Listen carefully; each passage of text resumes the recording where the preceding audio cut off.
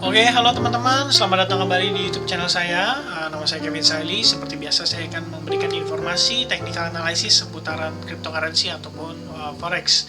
Pada malam hari ini, temanya kita bahas tentang Bitcoin ya teman-teman. Sekarang itu jam 12 lewat 17 menit di tanggal 3 bulan Juni. Oke, ada beberapa hal yang menarik yang ingin saya bahas bersama dengan teman-teman. Pertama, saya ngelihat di sini Bitcoin berpotensi rebound. Ya, obviously dengan pergerakan hari ini dan juga beberapa indikasi yang kita udah ketemu dari kemarin, itu kita ngelihat ada potensi rebound gitu. Tapi yang poin nomor 2 nih teman-teman ya, tetap kita harus hati-hati dan antisipasi terhadap kemungkinan terburuknya, yaitu Bitcoin meneruskan penurunan gitu. Cuman dari kedua skenario ini sebenarnya saya cukup percaya, saya lebih strong, lebih pro ke yang pertama. Kenapa? Karena Bitcoin ini berdasarkan beberapa indikasi kita ngelihat memang ini kemungkinan berpotensi sudah menjadi level terendah daripada koreksi drastis ekstrim yang terjadi sekitar sekitar 10 Mei, 13 Mei dan ya kawan-kawannya ya, pada bulan Mei lah intinya penurunan ekstrim itu. Kita ngelihat di sini lebih besar potensinya untuk rebound terlebih dahulu sebelum memang kalau dia ada indikasi meneruskan penurunan. Dan itu semua tergantung balik lagi kondisi marketnya atau chartnya itu sendiri gitu ya. Nah, langsung aja tanpa berlama-lama kita langsung masuk ke pembahasan kontennya. Dan seperti biasa saya ingatkan bahwa this is not financial advice, jadi please jangan ambil trading atau position based on apa yang saya bicarakan, tapi tetap teman-teman boleh lakuin analisa sendiri gitu ya, dan jadikan ini sebagai referensi aja. Oke, pertama, indikasi pertama yang kita mau bahas itu adalah based on MACD ya teman-teman. Nah, kita udah sempat bahas di beberapa video saya, tepatnya di video saya beberapa saat yang lalu, bahwa si MACD ini benar-benar sudah luar biasa bottoming ya, menunjukkan aksi extremely oversold gitu ya. Buat yang kurang paham, extremely oversold itu artinya sudah terlalu banyak yang melakukan action jual gitu ya. Kabar baiknya adalah extremely oversold ini kita menemukan itu di level yang sangat-sangat dalam dan ekstrim. Karena sebelumnya MACD itu terendah-rendahnya itu adalah di minus 1510 dan itu terjadi di kisaran di sini ya. Ini ya kisaran 6 Februari 2018 teman-teman. Waktu itu setelah dia rally terus dia bear market ya di 2018 ini ya, kalau teman-teman bisa lihat di sini ya. Nah, good newsnya adalah pada saat itu, pada kala itu 1500 minus 1500 itu bottomnya di level ini teman-teman. Sekarang minus 4000 ya, bahkan ini ya minus 4500an lah ya, bottomnya itu di sini teman-teman. Oke. Nah, ini kan sebenarnya salah satu good news banget nih, bahwa secara chart kita bisa lihat teman-teman ya, bahwa kondisinya itu seperti ini ya. Si MACD-nya itu cenderung menurun, oke, kayak gini.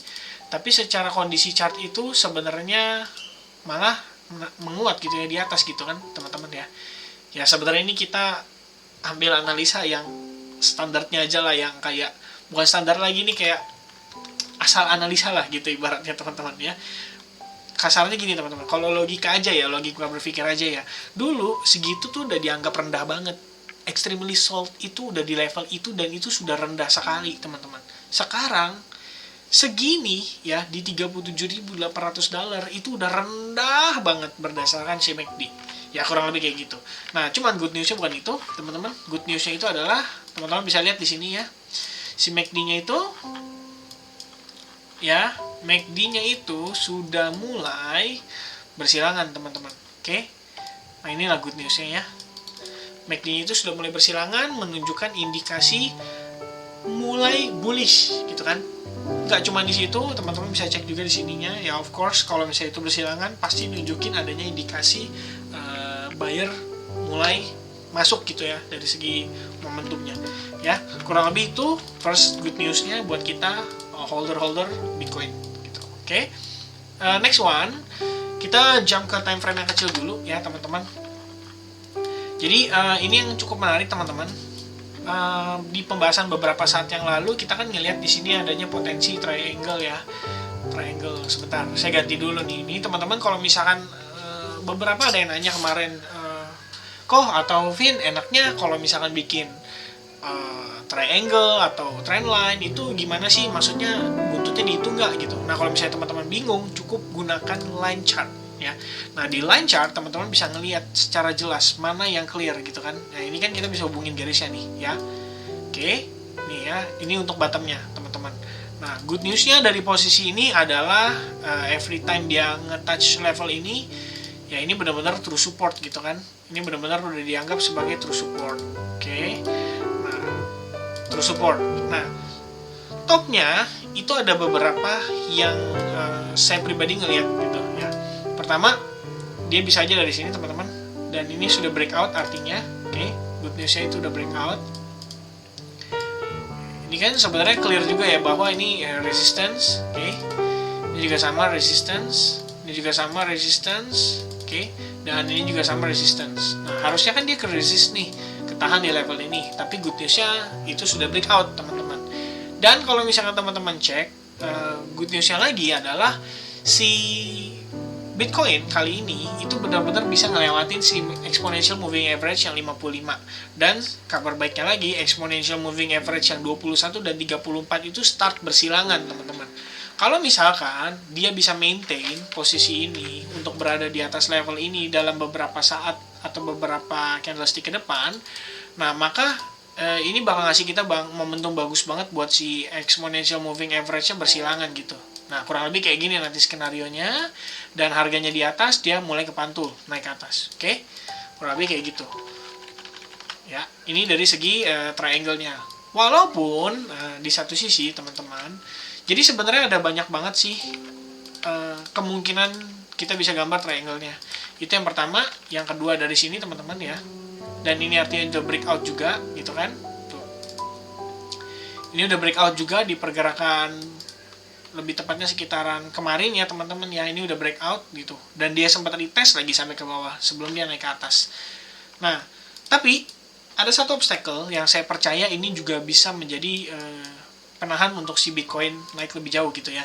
Bahwa triangle-nya itu sebenarnya bukan yang tadi, bukan yang pertama, bukan yang kedua, tapi triangle-nya bisa jadi yang ketiga ini sebenarnya teman-teman. Oke, nih tuh, bahwa kita berada di dalam symmetrical triangle dan ini belum breakout.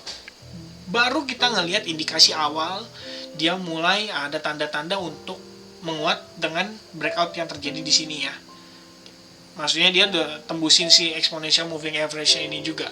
Kalaupun dia berhasil sukses breakout level ini, yang saya cukup percaya gitu, berarti ada dua garis nih kita teman-teman. Kalau misalnya kita gambarin kayak gini kurang lebih ya. Oke, tuh ya. Mudah-mudahan teman-teman gak bingung ya. Dan kalau misalkan kita successfully breakout, menurut saya challenge-nya itu yang benar adalah di sini teman-teman ya.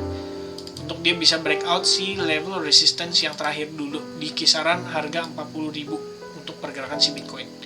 Kalau misalkan ini bisa lewat, baru kita bisa ngelihat adanya penguatan lanjutan gitu teman-teman. Oke, selain daripada itu, seperti yang sudah didiskus sebelumnya, ini kan double bottom teman-teman ya.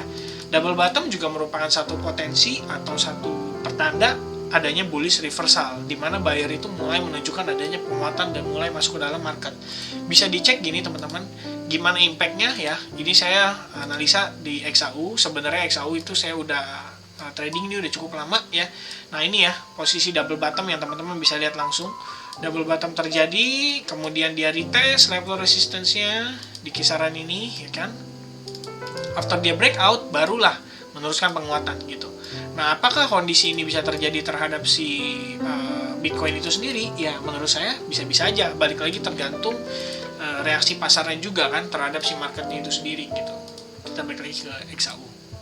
Ke Bitcoin. Oke, itu tadi untuk time frame 4 jam kita bisa lihat ya kondisinya seperti ini kurang lebih. Jadi yang kita expect adalah ini benar-benar double bottom play out. Habis itu dia start creating another another higher high ya, kayak gini kurang lebih. Ini kalau misalnya secara descending, sebentar ya, saya cari dulu. Oke, parallel channel nih harusnya kurang lebih ya. Ya ini kalau misalnya kita gambar kayak gini ya kurang lebih, nah itu ya kurang lebih nih gambaran pergerakannya akan seperti ini teman-teman. Ya dia potensialnya ya bolak-balik naik turun ya. Dia akan bermain di dalam channel ini. Oke. sebelum akhirnya breakout yang ini. Saya terusin ya. Sebelum akhirnya dia breakout yang ini, dan tentunya breakout resistance yang ini, baru kita bisa clearly ngelihat si Bitcoin itu berada di jalur yang tepat dan on track untuk rebound. Dan itu untuk skenario yang pertama teman-teman ya, untuk bullish, kabar baik gitu ya. Nah sekarang saya juga kasih teman-teman antisipasi nih, supaya teman-teman nggak cuma ngeliat dari satu sisi koin aja. Kita tetap harus waspada dalam trading, karena nggak semua analisa kita itu bisa precise gitu kan. Kita kan perlu cari tahu juga alternatifnya apa yang akan terjadi gitu. Nah saya balikin lagi ke time frame daily. Nah yang kelihatan di sini sebenarnya clear ya teman-teman ya, bahwa di daily itu kalau menurut saya pribadi ini malah justru ngebentuk ini ya, descending triangle. Nah, bisa good news, bisa bad news, teman-teman, triangle. Nah, balik lagi, kalau misalkan yang tadi kita cek di time frame 4 jam, itu memang sebenarnya harus banget breakout kalau misalkan kita mau ngelihat si market ini meneruskan penguatan kayak gini ya. Oke. Nah, descending triangle itu biasanya kecenderungannya itu terjadi terhadap pattern justru ketika mulai terbentuk descending triangle itu justru sebenarnya kabarnya kurang baik teman-teman, karena descending triangle pattern itu kecenderungannya kayak gini tuh ya. Kalau teman-teman cek, teman-teman nge-search descending triangle pattern itu kecenderungannya adalah penurunan. Kenapa? Karena gini, secara logika ya, dia consistently membentuk lower high ya, tapi low-nya itu sama teman-teman. Artinya terakumulasi nih dari segi posisinya gitu, sampai di satu ketika ada dorongan yang kuat dan breakout terjadi, maka descending triangle itu benar-benar bermain gitu. Dan targetnya ya nih teman-teman bisa lihat tuh, entry-nya di bottom, profit targetnya di sini gitu. Jadi bisa nggak dimanfaatin? Kalau teman-teman yang tradingnya di futures, bisa aja manfaatin teman-teman ya. Entry short di sini, stop loss-nya dijaga tipis, kemudian targetnya sesuai dengan ininya ya. Kita gambar garis kan kayak gini teman-teman ya. Measure cara mengukur itu, tinggal digeser aja ke bawah. Nah tuh targetnya ya kurang lebih berapa tuh? Kita naikin dulu. Nah gitu ya, kurang lebih cara nentuin targetnya.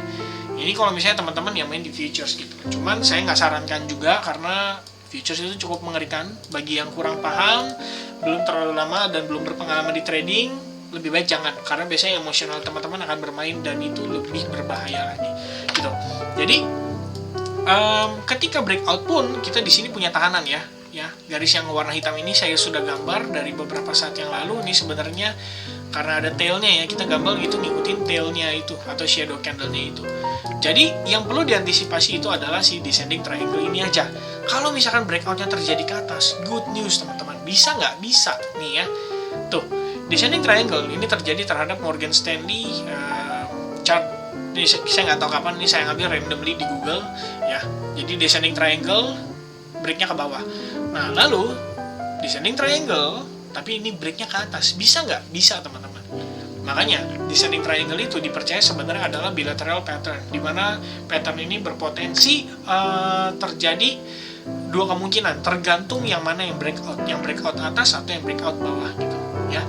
Ini aja teman-teman untuk antisipasinya. Kalau misalkan breakout ke atas, good newsnya si Bitcoin itu menurut saya pribadi potensi bisa ngejar ke level ini ya. Jadi the first support nih yang waktu itu ya, ini kurang lebih kisaran level $45.000 ya.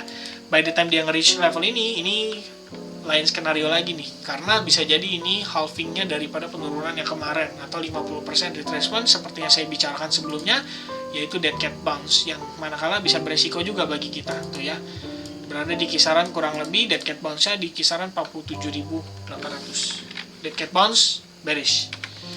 Jadi short term kita ngeliat ini berpotensi rebound, teman-teman bisa manfaatin ketika lagi breakout, bisa trading di futures, bisa juga beli spot sesaat, lalu Anda bisa take profit lagi. Kurang lebih itu aja penjelasan saya seputaran Bitcoin pada hari ini. Mudah-mudahan bisa ngebantu teman-teman dalam melakukan analisa lagi dan bisa belajar dari apa yang saya sampaikan. Oke, itu aja. Jika teman-teman suka, jangan lupa subscribe, share juga ke teman-teman yang lain, dan like videonya. Sekian dari saya, Kevin Saili, out. Peace.